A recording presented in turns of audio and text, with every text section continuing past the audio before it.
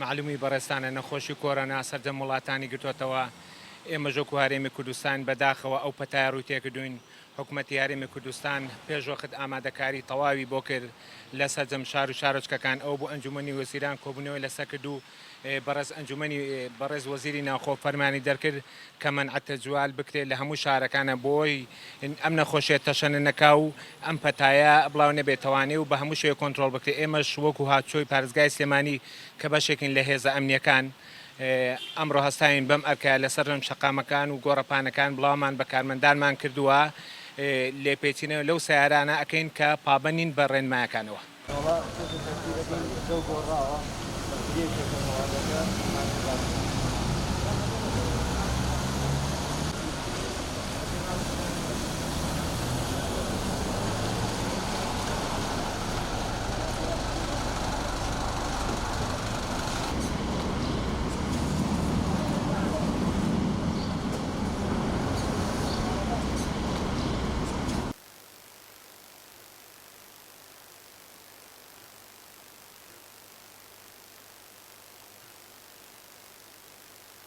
تأكيد جەماعەتیان ئەوانە ڕێپێدراون وەکو ئەوانەی کۆمپانیاکان لەلایەن بەڕێز پارێزگاری سلێمانی و قایمقامەی سلێمانیەوە موافقەتیان بۆ کراوە ئێمە ناتوانین لەبەر نووسراوی ڕسمیان پێ